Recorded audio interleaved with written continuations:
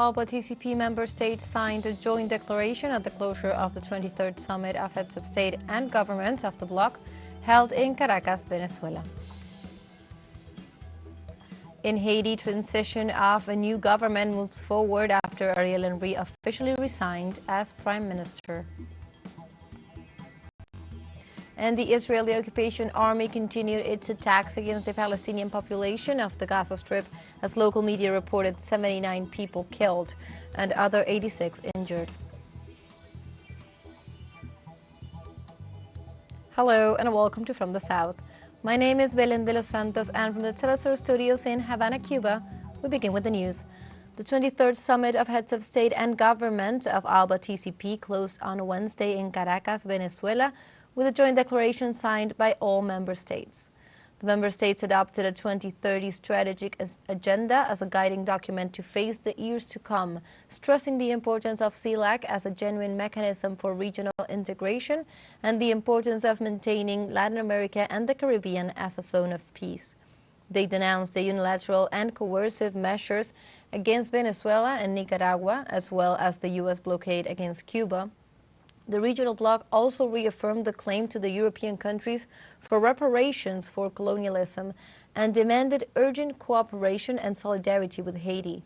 Finally, they rejected the raid of the Mexican embassy in Quito by the Ecuadorian government. We were there, joining this initiative, and the Bolivarian Alliance for the People of Our America has proved a great capacity to be in the middle of the truth, fighting for the rights of the people, to the independence, to the freedom, to the sovereignty, to the development,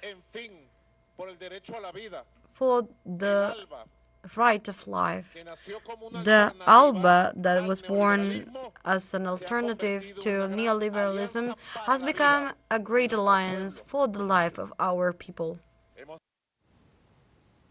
In this context, President Nicolás Maduro addressed that only ALBA can manage and perform the miracle of balance and respect.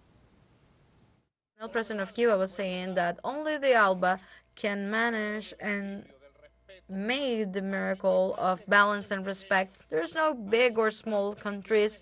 There is no domain to one another. We are all the same. We are brothers and sisters. We are the same. And in that sense, we can develop a new morals for the development of the trades and inventions and economy. A new moral, and this practical applications and successful results. During his speech at the ALBA-TCP summit, Cuban President Miguel Díaz-Canel expressed his solidarity with all the member states and all Latin American and Caribbean countries, and sentenced that 2024 will be a year of progress and unity based on the principles set out by the organization's founding leaders. Today, brothers of Latin American Alliance, 2024 is going to be a triumph year of unity and advance. We will not say no to our dreams, and we will not make treason upon our leaders. For his part, Bolivia's President Luis Arce referred to the context in which the summit was being held and described it as being characterized by global challenges in the middle of the crisis of world capitalism. We are held in the middle in a crucial point of history marked by global challenges, unprecedented global challenge, and with serious threat to the world peace. The world is facing the political uncertainty in the highest levels by the persistent negative effects of the COVID-19 pandemic, by the consequences of the multilateral crisis of capitalism. On the other hand, Nicaraguan President Daniel Ortega ratified the Latin American and Caribbean countries' determination to continue fighting for their rights and their freedom. The head of state also sent a strong message of unity and commitment not to give up nor surrender. We're saying to the imperialists of the land that here no one is going to give up. No one is going to sell themselves or surrender. We will continue fighting for peace and for unity of the people of Latin America and the Caribbean and for the world.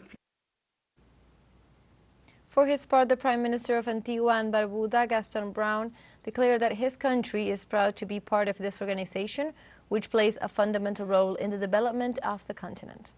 Antigua and Barbuda is proud of being a member of these organizations, and we do believe that the ALBA it is useful for the hemisphere and is going to get our people from poverty in the strength to achieve the hemisphere peace and the prosperity of the region. I take this opportunity to invite you, all of you, most of all to the heads of state, to a conference of the small island states that is going to be held in Antigua and Barbuda in May 2024, a very important conference. We will take the leadership to help this island state to achieve the goals of sustainable development. Finally, the Prime Minister of Dominica, Roosevelt Skerritts, also stressed that the organization remains strong 20 years later and that it has been 20 years of solidarity and commitment among the member nations. Our time in history, never Latin America and the Caribbean became so close and had so much solidarity as we have now. We are making a tribute and a homage to Fidel Castro and Hugo Chavez in these 20 years of ALBA. A lot of you say that ALBA wouldn't last 2 years, but here we are, 20 years of solidarity, 20 years of strength, 20 years of complementary among all of us Caribbean nations. The main thing about ALBA is that it's speaking to the center, to the most important of the human survival from the humankind challenges, and it is formulated solutions to these challenges. There is no other organization in the world that in a such a short time had achieved so much for so many countries and for so many people. Now let's take a short break, but remember you can join us on TikTok at teleSUR English, where you will find news in different formats, news updates, and much more. Other stories coming up. Stay with us.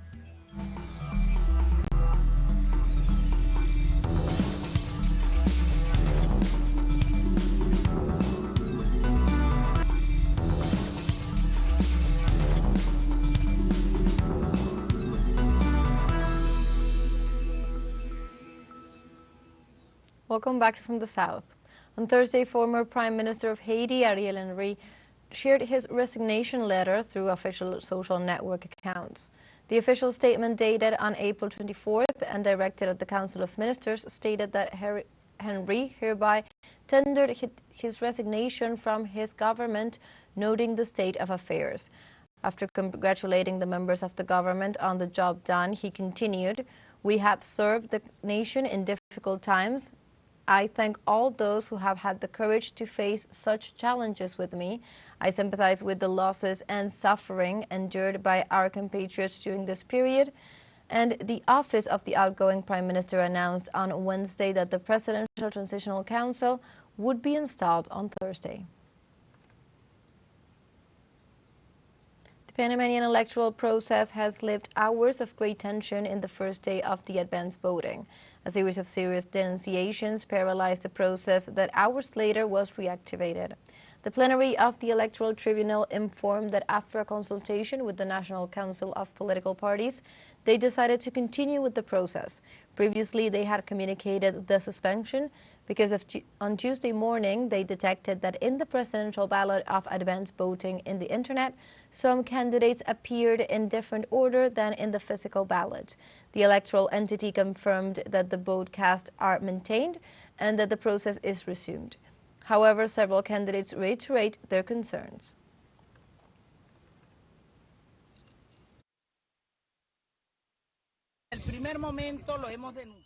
From the first moment we have denounced it, an electoral tribunal that is not prepared to carry out a transparent process.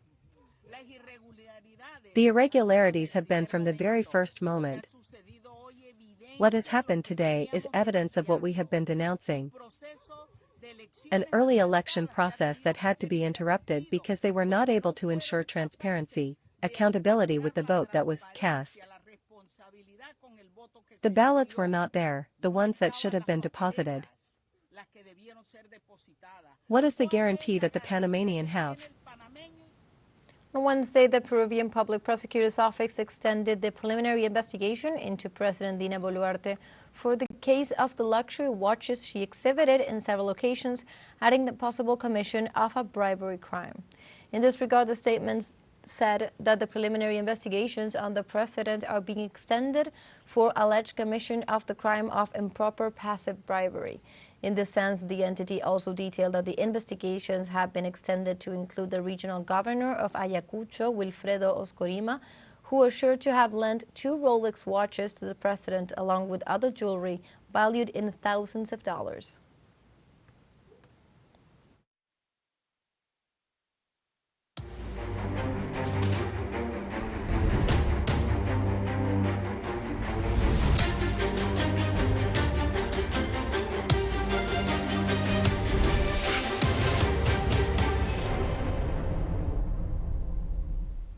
We now move on to other topics. On Thursday, the Israeli occupation army continued its attacks against the Palestinian population on the Gaza Strip, as local media reported that 79 people were killed and other 86 were injured.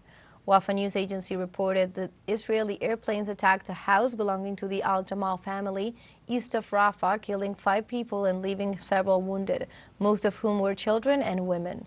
In another bombing in the same locality, 1 civilian was killed and several were injured. Attacks were also registered in several sites in Deir al-Balah, Gaza City, and Jabalia. Since the beginning of the Israeli siege on Gaza last October 7th, a total of 34,262 Gazans have been killed and more than 77,000 Palestinians were wounded.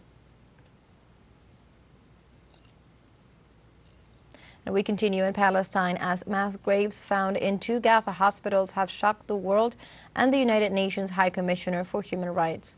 Gazan authorities confirmed that several of the bodies found at the grave at the Al-Nasser hospital in Khan Yunis were hand-tied.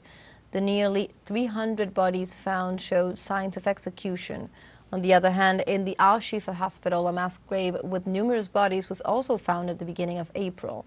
UN High Commissioner for Human Rights, Volker Turk, said he was horrified by the reports coming from the 2 hospitals.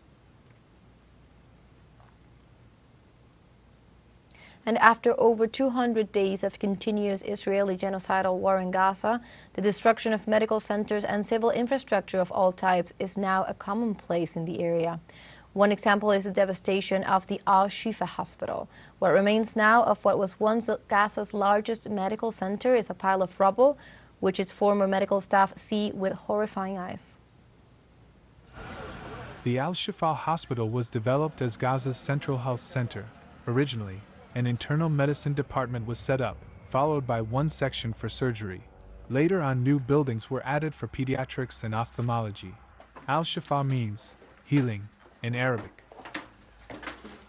While touring around the former emergency area, the head of the Medical Rehabilitation Committee, Dr. Marwan Abu Sada, recalls what the health institution was like just before the war. This facility was the largest and most comprehensive hospital in Palestine, featuring 750 beds, 32 intensive care units, and 26 operating rooms. Previously, it served 250,000 patients and visitors.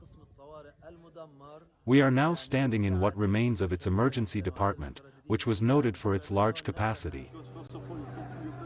Meanwhile, Amjad Ayalwa, an emergency doctor in Gaza, tells us about his experience since the beginning of the siege and calls on the international community to help stop the war and to increase its shipment of medical supplies to the Gazan hospitals. This location has been our initial home. Since the war began, we haven't left it for even a moment. I was here from the start of December through January, during which it accommodated thousands of casualties. It was deeply saddening to experience this.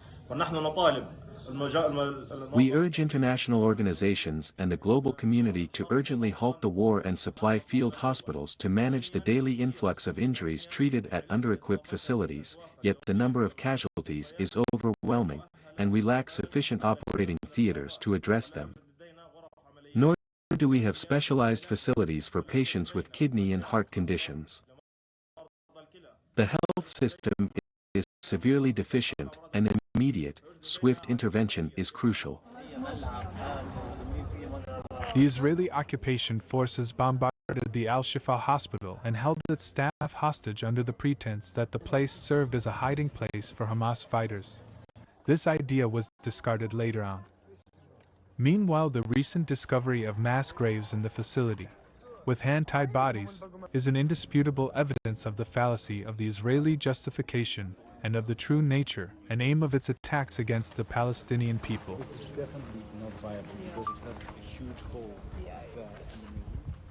We now have a final short break coming up, but before we invite you to join our WhatsApp community for our English-speaking audience. You can scan the QR code on screen to join directly and also share the link to reach more people. Constant news coverage of Latin America and the Caribbean, as well as the rest of the world. Stay connected and informed with teleSUR. Final short break, don't go away.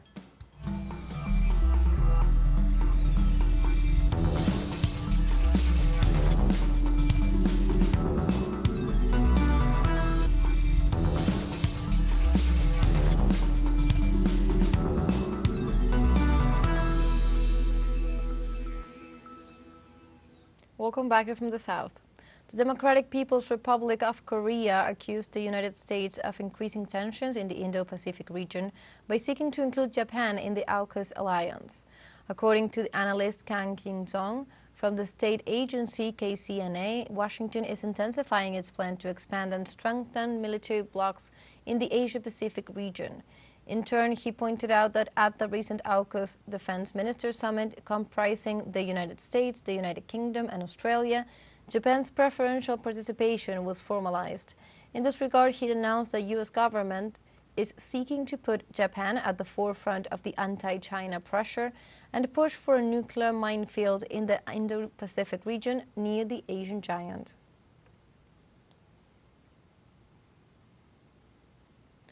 What is known as AUKUS is a strategic military alliance among Australia, United Kingdom and the United States. This military bloc was publicly announced on September 15, 2021, and the pact among the members include cooperation in cyber capabilities, artificial intelligence, quantum technologies and additional submarine capabilities. AUKUS supplies Australia of new long-range strike capabilities for its Air Force, Navy and Army. In turn, critics have pointed out that the alliance is designed to counter China's influence in the Indo-Pacific region.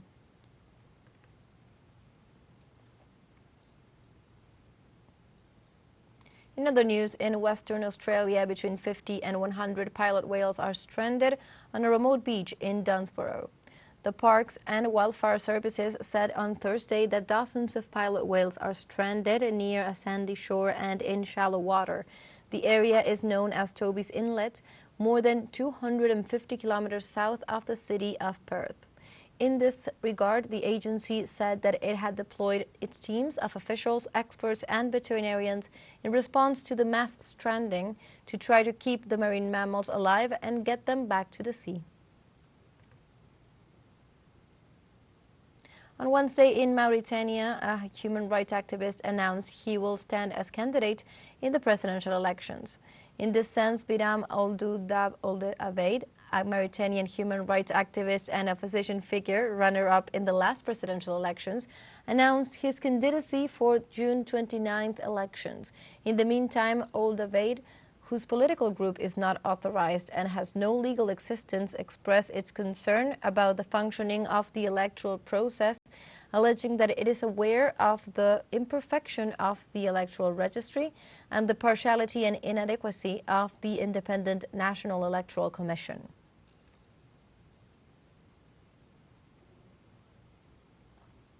In turn, Mauritania President Mohamed Ould Ghazouani on Wednesday also stated he would run for a second term as president. Precisely in this context, he defended that his government provided stability in the Sahel region, which faces rising jihadism.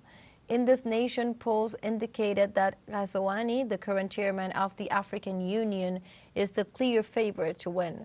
It is worth noting that in 2023, his party won the legislative elections, taking 107 of the 176 seats in the National Assembly. The first round of general elections will take place on June 29th, with a possible second round on July 14th.